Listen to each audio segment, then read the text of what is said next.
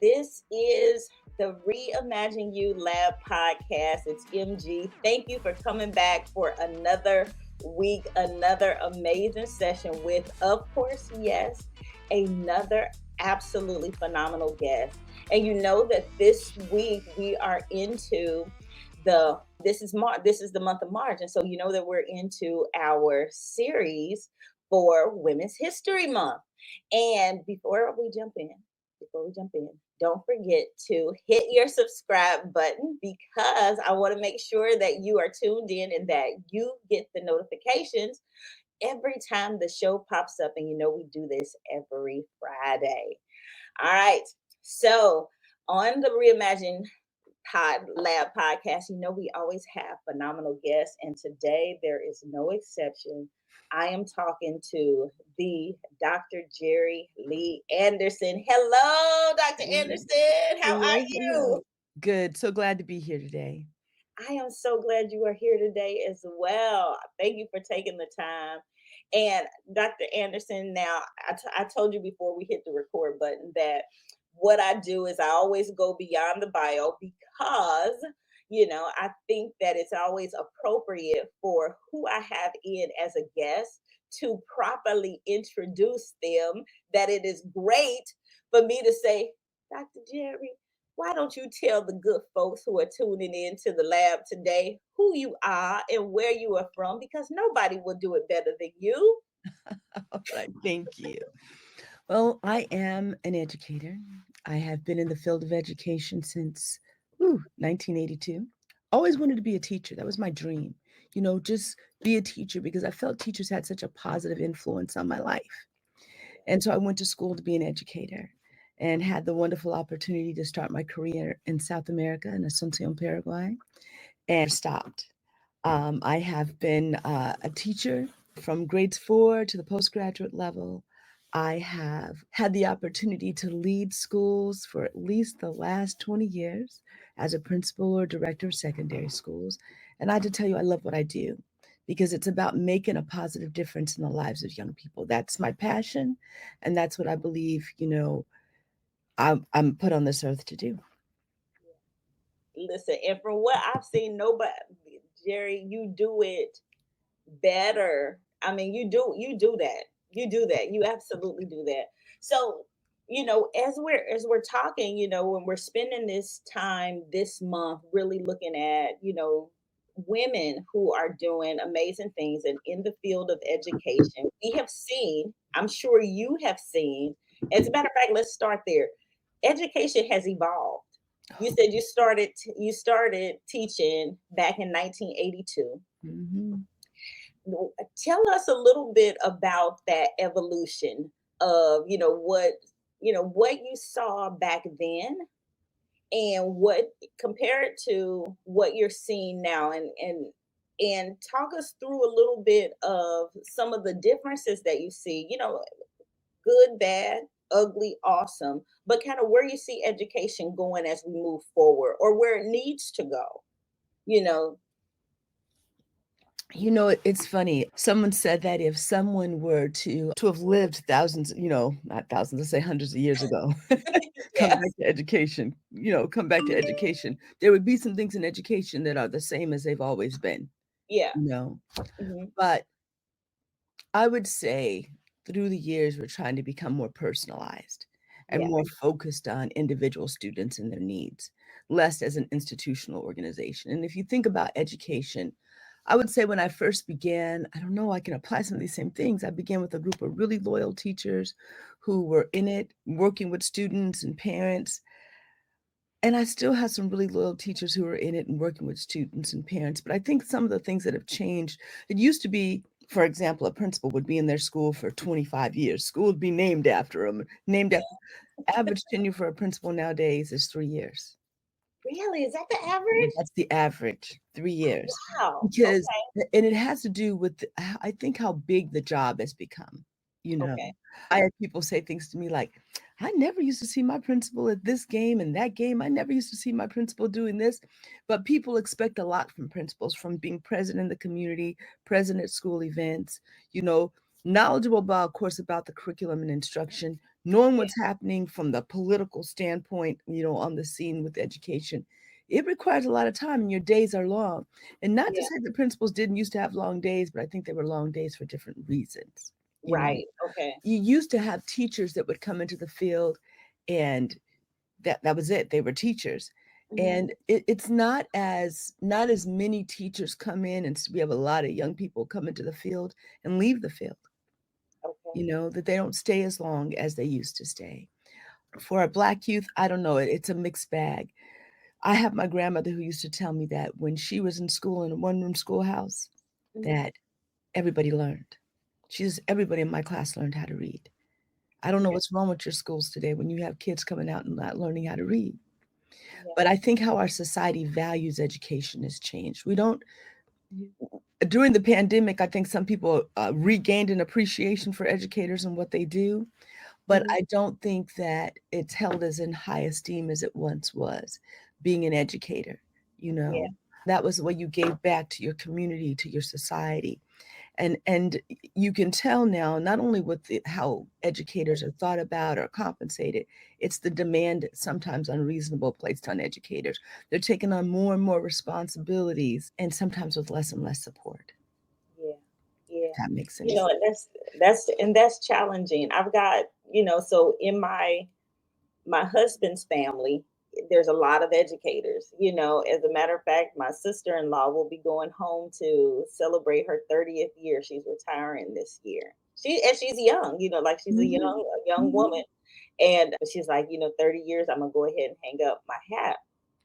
And she's talked about, how school has changed. And like you said, a lot of the support is it has changed. It's just the mhm, model's changed. Talk to me a little bit about, or, like, as we're celebrating women, because we don't want to talk about, that things, education, we know that there's a lot that can be done or needs work and things like that. But we're celebrating women this month. We're celebrating you this month and the work that you have done, mhm, and all of the wonderful students and those on your staff that do support you, that show up in the buildings every day, because hey, there's still some dedicated educators that are there that we appreciate and we do value and are glad are still doing it. So you, as a woman in education, what will you say, what are some of the things that you feel like that as a woman you've learned, that you have gained by being in the buildings, in the workspaces, in the places that has been provided for you, or and that you're providing now? What has shaped you over the years, you would say, Jerry, for women as educators? What do you, I know we're gonna talk about legacy a little bit, a little. I won't put it all in one question, but let's talk a little bit about women in education. As we're celebrating Women's History Month. Well, we still have a lot of women teachers, and more every day we have women in leadership positions, whether it's at the principal level or the superintendent level in the educational Mhm. system, presidents of colleges. Not as many of us as I'd like to see sometimes when it Yeah, comes to the upper leadership. What has it given me? I just feel like I feel like education has kind of been a gift to me. Over the years, I've had the opportunity to touch the lives of thousands of young yeah, people. You know, and when you can see someone come in as this person who's not sure about what they want to be and what they want to do, and see them graduate and go on and do great things, it's just that it's so fulfilling. It's so yeah, wonderful, right? I've learned a lot. I've learned a lot. I fashion myself as a lifelong learner. One of the things that I've learned is, that old adage that it takes a village. mhm, It takes a yeah, village. It takes a village. And I've learned that, we need to do more with our children from their very, very young ages. That reading to your child starts in the womb. When that child's born, that child should be learning not only at school, but also at home. mhm, That as mothers and educators, yeah, we have to we have to work in conjunction with one another, that it's a partnership. I don't tell anybody just turn your kid over to the school's going to handle everything. No, because as a parent, you know your child the best. Yeah. And you have to partner with schools in order to get the best for your child, right? There Yeah. are things that I'm not going to know about someone coming into my school, and there's things a parent's going to know. Then there's things I'm going to know as an educator, someone who's trained to understand teaching and learning. There are things I'm going to know. And if we work together, we can do anything. Yeah. And when we're at odds with one another or we don't work well, we need to be able to do some things to make that relationship really work out. And one of the things I think I've learned about over the years is how much I value restorative practices, how Mm-hmm. much I value the idea of building community. And Mm-hmm. building community is so important and so significant, right? Yes. We're not always going to see eye to eye. We're not always going to agree on everything. But it's about what do we do when we don't? Yeah. How do we sit down together, listen, share, come to understand one another better, and leave out of that room better equipped to support each other and to support our community, to support our children? How do we do those things? That's something I think that I really, really value that I've learned over the years. I wish I had known more about this when I first began as a teacher, when I first began dealing with community conflict, dealing with otherism, dealing with those types of things. I wish I knew more about how to really bring that out in people. So that's one of the things that I really value. And learning is forever. Yes. That's yeah. You always should be learning, always learning, because as things change, as things evolve, you want to be able to understand and connect things. And when you stop learning, and life continues to evolve, technology, know-how, knowledge, it continues to evolve.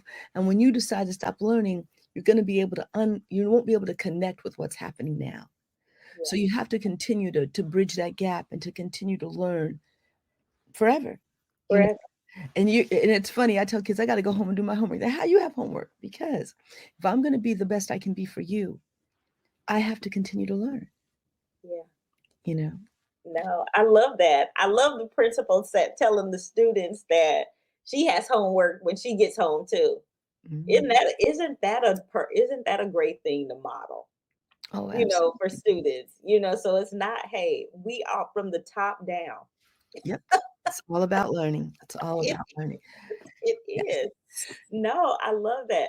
You know what? As you were talking about, it does take the village. We've heard that, and but putting it into practice, and what that really looks like, it's not just it's in concept. I mean, as in theory, we hear it, but what does that actually look like? And I love the way you explain that, and it's all of us, how do we, there's things that I know as the educator, you know, as the professional, these are the things that I know, but you as the parent, there's things about your child that you know better than we do. How do we put that together and make a better, create better opportunity for the child to learn and get the very best out of everything from all ways. No, I love that.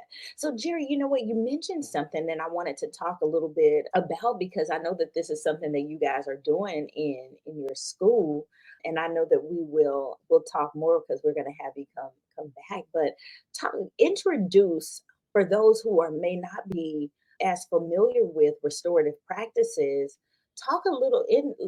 Let's introduce that concept, or not just concept, but that's a practice that you guys are actually utilizing and such in your school. Talk a little, explain what it is and how you guys are utilizing it in your school. Okay. So when I think about restorative, I'm going to start with the concept of community, and that we all have responsibilities within our community. We're all connected to one another. Yeah. And when you do harm to the community, it has to be restored. It's not about something happens and you just kick somebody out. They don't belong to the team anymore. They're off. That's not Yeah. how the real world works, right? You Mhm. don't just get to kick somebody off the team. When we're working and when we're learning together, everything's not going to be perfect. Yeah. And we can't just say, we value the people who are in our community. We value them. And if we value them, we want them to feel like they belong. And when something goes wrong, We want to correct it. And when something goes right, we want to celebrate it. Mhm. So most of the time, people think about restorative practices. They think about restorative practices in terms of the school to prison pipeline. That's so long that that we know that the more you suspend kids, the more they're out of school, they're expelled kids. You know that a large percentage of them end up in this whole from the school to the prison pipeline. They end up in prison. The Mhm. statistics are astounding. Mhm. I don't think that every time something goes wrong, it's about suspension. It's about Right. understanding what went wrong and why it went that way and listening. So I have, for example, in my room, in my school, I have a room I call the peace room. Mhm. And in this peace room, we hold meetings. We hold meetings with parents, with students, sometimes with colleagues, sometimes with community members, right? Mhm. It's about when you restorative practices, you think about being connected in a circle. And you usually sit in a circle when you're having these conversations, whether it's community building or whether it's restoring, right? Mhm. And circle because we are all on the same level. It shows our connectedness and the fact that we are all on the same level with one Mhm. another. And you think about it, when I think about African Americans, I think about sitting around the table with dinner. Yeah. Everybody has a voice at the table and we're talking about what's happening. You think Yeah. about the Native Americans and the peace circle. I mean, I think it replicates itself. King Arthur's round table, Yeah. this whole concept of being Yeah. on the same level and being one and working as a community. But in the peace room, when something goes wrong, let's say we have two kids get into a verbal altercation or a fight. Mhm. I bring them in and I also bring their parents in. And it's about listening and Mhm. sharing, listening, right? Mhm. What's everybody's story, understanding everybody's story and everybody's role, you know, Mhm. and talking about what do you need to do to restore this relationship? What do we need to get things on track? What are the agreements that we can make? So if I pull it back, any kind of restorative practices, in the beginning, you're starting with connecting. Mhm. What is it that you have in common with this person? What is it that you're all there? What's the purpose? Why are you there in the first place? Right. And then it's establishing norms and understanding what are the ways that we agree to behave, to treat one another so that we can have a productive conversation. Yeah. And then how can we listen and share our own personal stories? Yeah. You know, while we are listening to someone else, we're seeking to understand them just like they're seeking to understand us. And Mhm. that helps us build community and then restore what kinds of understandings are we going to come to going forward? Mhm. How do we work together to coexist, Yeah. right? Okay. We've got to coexist. We're not throwing people away. We've got to be, and I will tell you, I very seldom have any recidivism when I run peace circles. I Mhm. very seldom have people go back and get into it again, ever, Yeah. including families. And people bring me into the ones that they say are the most difficult. They're like, Dr. Anderson, this is impossible. There's no way you're going to be able to sit down with these families and do this. They've been feuding for years, blah, blah, blah. And they still give them to me every time. And every time we walk out of that room, I've had situations where we've sat down and people have been listening, and somebody will look at their child and say, "Did you really do that? Did you say that to her?" You know, Mhm. that's not what we stand for in this family. I've had moms, say, no, this is how we're going to work together going forward. I Yeah. had young men get up and, embrace and say, nah, this is not how we're going to be. We're going to be able to go forward. I mean, to see Yeah. the power of it. And I've done it for a whole community. It's not just about little times. Unfortunately, one of the things you run into when you're a principal, when things happen in the community, whether it's your responsibility or not, you are often given Yeah. some of the onus for bringing things back in when it's tangential to the school, even if it doesn't happen in the school. Yeah. And I've had the occasion to bring community members in to talk about what's important to us as a community. Mhm. What kind of norms are we going to have to treat each other? What's going on in this community? And what are the things we're going to do to get to where we want to be Yeah. and to make commitments to one another going forward? Yeah. Because sometimes things erupt. And, it's not about everybody moving out of the community. It's not about everybody, not speaking to their neighbors. It's about how do we come together on this common ground in this space and listen and understand more about who we are as an individual, who we are collectively, and who we can be holistically. Yeah. We have to be willing to do those things, you know. Yeah. No, you know what, Jerry? I absolutely love this because, and you know what? This is what we're talking about because here we are, we're celebrating women this month, and we're celebrating Dr. Jerry Lee Anderson today.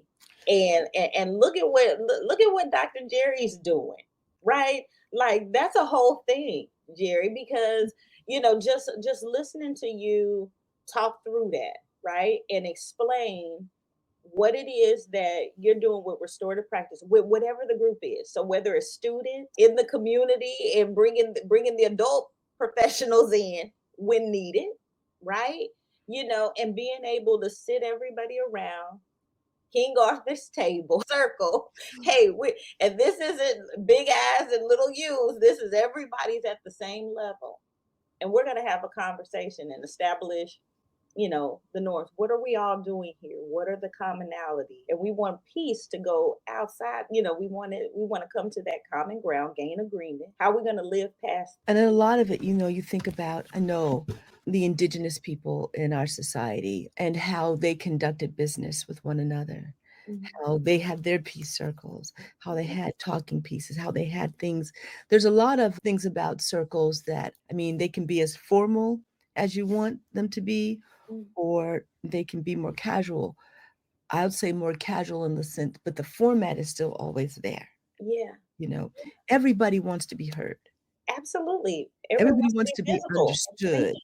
right? Yes, And wants to be respected for who they are and what they stand for, yes, right? yes, And sometimes we're so busy going and doing things that we don't take the time to do that. And I'm gonna say we're in Women's History Month, so I got to say this. I yes. mean, sisterhood is real, It is. It you know, is. and we have to be able to sit together, talk together, understand what we're all shouldering, what we're Mhm, facing, mhm. what we are wanting to accomplish, Yeah. and be able to support and uplift and uplift and support each other's efforts, right? And Yes. too many Yes. Support times the effort. women Yeah. can be not the ones that are being graciously supporting one another, you know? Right. Yes. Like I tell young ladies all the time, I said, do not tell me you're getting in some argument about some boy, please. If anything, he should be the one standing up. What are you guys? What is this about? You have Yeah. to respect yourself first of all, Mhm, right? And mhm, any man who respects you, right, mhm. is not going to put you in that situation where you had to have a conflict with another woman over him. Right. but, Say the facts. I Those are mean, facts. we're always talking about, things we can get so busy looking at what each other doesn't have, or Mhm. examining our flaws, that we forget to really take time to appreciate our beauty. Who are we as people? Who are we as beautiful women? What are our souls about? Yeah. Whether we're talking about women in leadership, whether we're talking about motherhood, whether we're talking about anything, grocery shopping, cooking, I don't care what we're talking about. We're talking about how we lead and what we do. We've got to be able to come together and understand each other and build each other up. And I really feel like we don't do enough of that. Yeah. Yeah. No, you're right. So I thank you for this opportunity to be able to Absolutely. talk a little bit about, life and what's life's like, and having this opportunity to have Black women, strong women, whatever, Yes. women, period. Women, period. Women, period. Yes. Because just as women, there are so many experiences and so many things that we have in common, Absolutely. you know? Yeah. You think about women's suffrage, it's all been right along with all the other rights that people have been fighting for over the years, who we are as women. And I think it crosses lines, it crosses race, economics, all of that. It crosses lines, that experience that we have as women. It does. You know what? I remember having a conversation. I was a part of an organization, the American Business Women's Association, and that was the first time that I went to a one of the regional meetings, and it was the first time that I was introduced to the concept that women made 21 cents less per dollar than men. And I was like, really? Like it universal, like that was a fact, like that was a known fact. And I was like, really? I didn't realize that. And so one of the things that the facilitator was sharing in in at the meeting was, so when you go into your next opportunity, talking about things dealing with women, you negotiate for your salary. True. Like don't take it like when you go in and they make you an offer with whatever it is that they're going to pay you. You negotiate what the offer is. You ask for more. What you're worth. Yeah, and That's exactly. I was like, "You can do that?" Like, I didn't even know, like, that was something that you could do. Like, I thought that when they offered that to you, like, that was just what you offered. Like, this was foreign. Like, I didn't even know that that was something you could do. Like, I didn't even.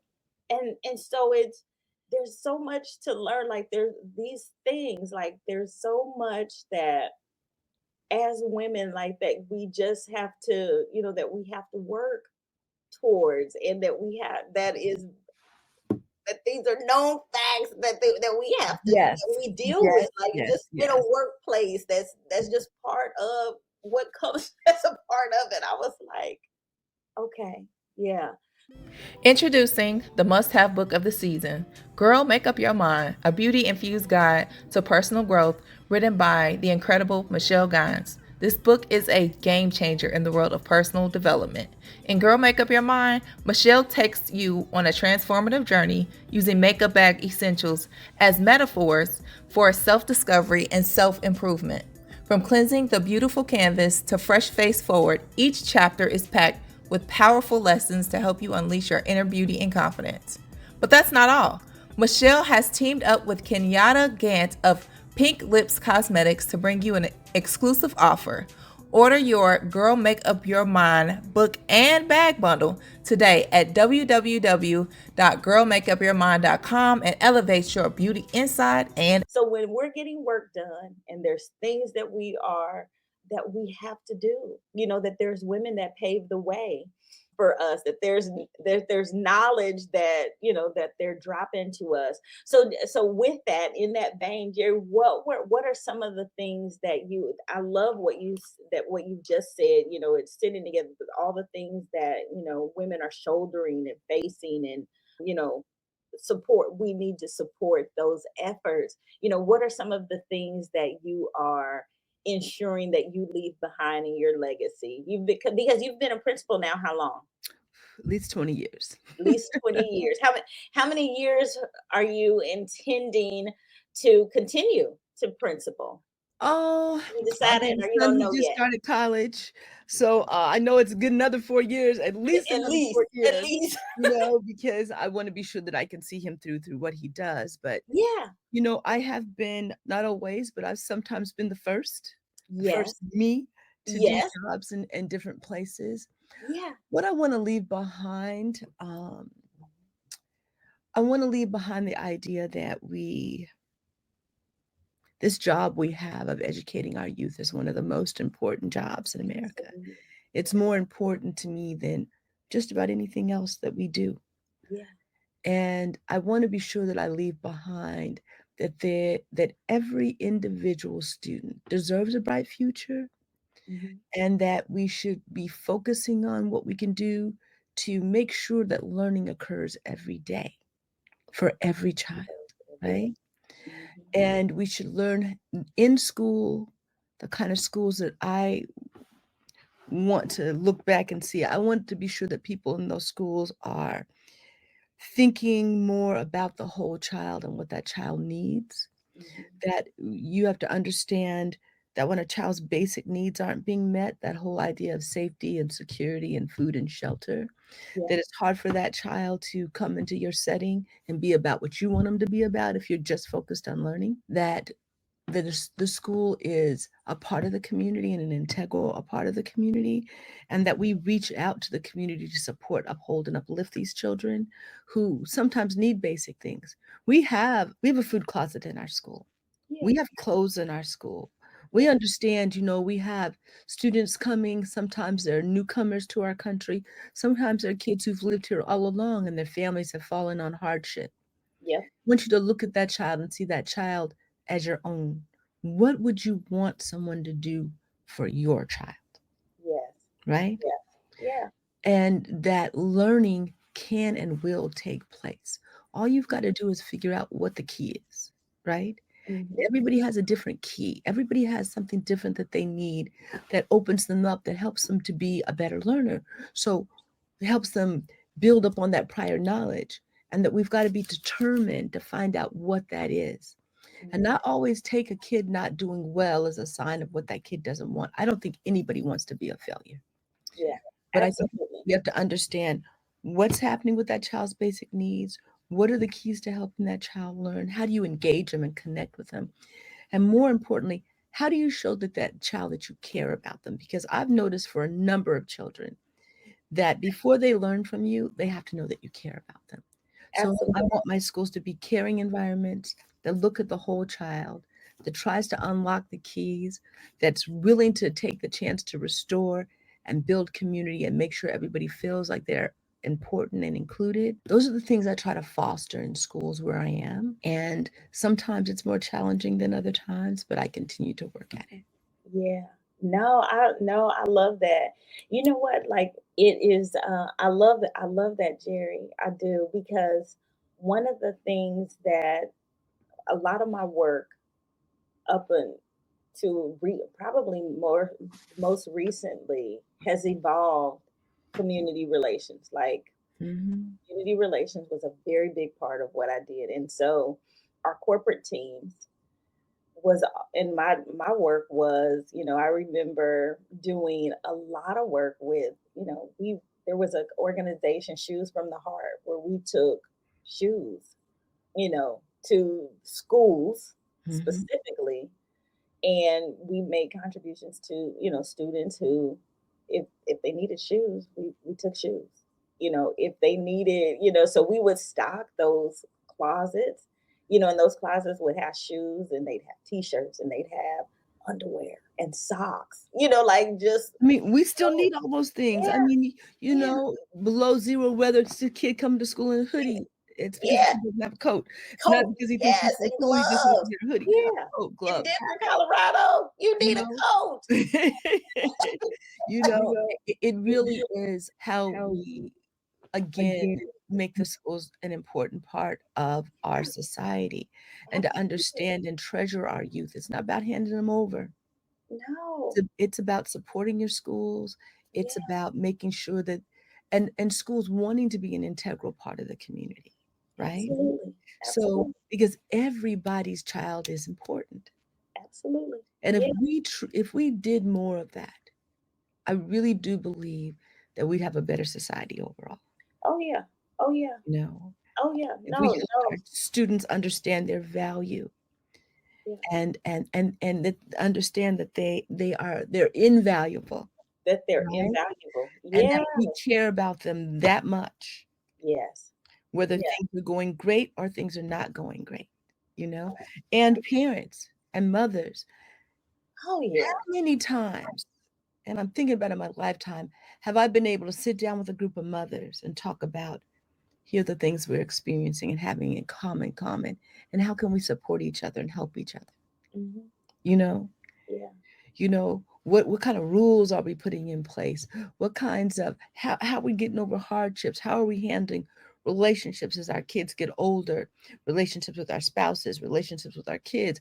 How Hmm. do we how do we Yeah. work together? Yeah. And I will tell you, I can think over the years there's not been many times where I've had the opportunity to be a part of those types of conversations. I think my sorority really helped me to learn a lot about there is sisterhood out Yeah. there. Yeah. Excuse me. That there really is sisterhood out there, that we can be a sisterhood, that we can uplift, support Yeah.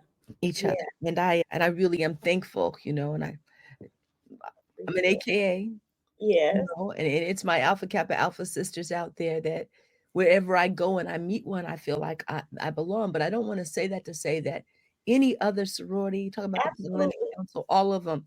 I All don't the ones care. Delta's I have ever Educator, met. I mean, all of Yes. our sororities and Yeah. fraternities, Yeah. you learn that concept of sisterhood and brotherhood, you know. Mhm. Uh, Yeah. and No. I know in a number of different places we work together, within our communities to really try to continue to make a difference and serve our communities. But just overall, Yeah. we got to No. do more coming together than pulling apart. Yeah. Oh, absolutely. Absolutely. You could not have said that any better. You could. No, I absolutely agree. I one of the things that I like to do on in the lab is as I am talking to every guest and the things that you have shared, I know that everybody listening in to this show and others like it are going to are have not only have they learned some things here, but they have also, I know that they're going to want to connect and stay in contact with you. So we'll definitely make sure that we give them info on how to stay in contact with you, Miss Dr. Lee Anderson, Jerry Lee Anderson. But one thing too that I before we get off, because time always seems to be winding up. It's we get ready to close the show. But before we do that, I want to also ask you about as we are thinking about, and again, we're talking about, Women's History Month, who are those, Jerry, because everybody has someone that has inspired them or has started them in, what it is that you're doing now was influenced by somebody. Who was that influenced you or had the impact on what it was that got Dr. Jerry either started on the path, continuing on the path, or who was it? Who Well, was it for I have you? just one really have to give honor to my grandmother, Flora Brown, because she was always in my corner, always making me think that anything and everything was possible with me. But on the same hand, my mom is a very strong and smart woman. And I really learned a lot about dealing with people from her. So I don't know, I've had some really strong women in my life. And I got to mention one more person. I have a professor, Dr. Barbara Swaby, my first African American female and one of my only African American female teachers. She said to me, I remember, I said, I want to get my doctor just like you. She says, well, if you want to get it, you can get it. Now, this is what you're going to need to do. you know, so I've been very blessed to have strong women in my family and to have a few good close friends, like my friend Pam Allen Tucker, a few close friends who have just been there, you know, and who have helped me to believe in myself and to begin to realize my own possibilities, right? And I think we all have to have those women in our lives who are our touchstones that we can reach out to. And even when they're not with us anymore, like my grandmother, I know she's here in my heart. I still hear her voice. Now, Jerry Lee, do principals dress like that? Taking me to one of my first job interviews, here in the States. And no, you're gonna get this job. Let's go. you Yeah. know, those kinds of things. And I feel very blessed to have had each of those women in my life. And there's probably even more I could mention, but those come to mind first. Just very lucky to have such strong women in my life, for sure. All right. No, I love that. You know what? I'm gonna ask you because I think, and you kind of touched on it a little bit, and and I know that you're part of the AKA sorority, so that's always a good starting point. But I've heard you say here right now about having good friends in your circle. One of the challenges that I know I've heard women say, sometimes, is having those good friends and those people in their lives and identifying people that are, hey, who are my mentors, and I believe in having a good personal advisory group, Mhm. some people that you can go to that Yeah. are your career people, your spiritual people, like those ones that you have those close confidants that you can have those real conversations with. I tell people, you're going to have six people that carry you out of this life. When you die, they call them pallbearers, right? Yeah. And but I think you should have 6 people in your life carrying you now.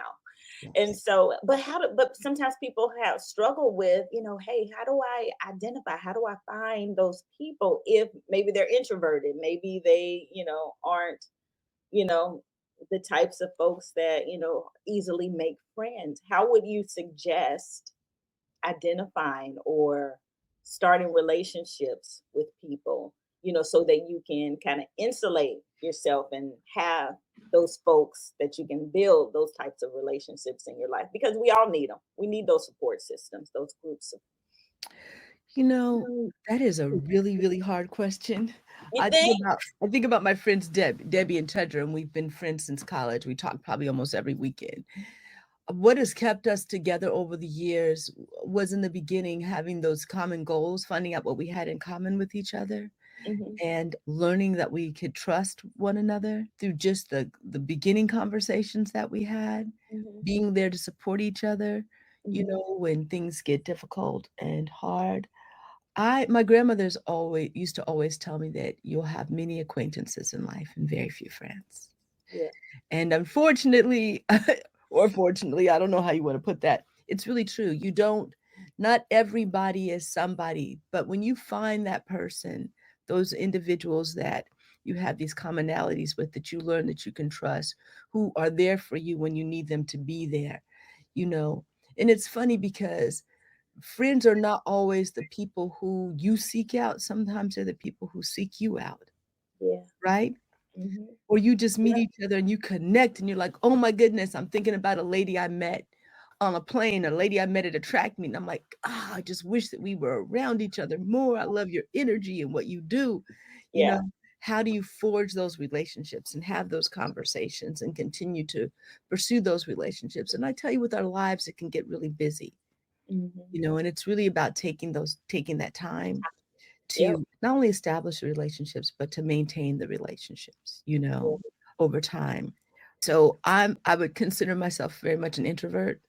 Yeah. It's hard for me sometimes, you know what I'm saying? Yeah. And my job also makes it hard for me sometimes, Hmm. because it's so all consuming and I don't always get to meet people in casual ways that are outside of what I do and in my job. Hmm. But and when I find the ones that are my friends, I hold tight to them. Yeah. And if we do have something we see, we agree to disagree when we need to. Yeah. Yeah. We're there for each other, and we value our friendships. Yeah. We value each other, Yeah, you that's know. it. And No, so, I think you said it. I think you said it. Sometimes it is people who pursue you, and it's taking the time, and it's cultivating it's making time for it. And that's what you do. yeah, like any relationship, Yeah, relationships, you work at them. you work at it. That's it. That is it.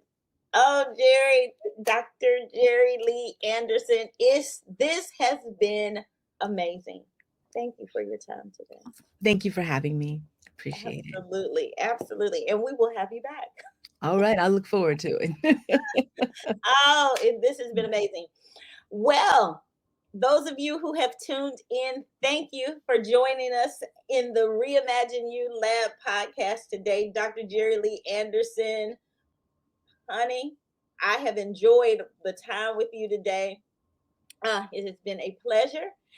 Don't forget, those of you who have not subscribed yet, make sure that you hit that subscribe button. We will leave all of the details so that you can get in contact with Dr. Jerry Lee Anderson. Just underneath, you will find all of the delicious details just below the prompts. And make sure that you tune in every Friday. There is a new guest in. We are celebrating the month of March.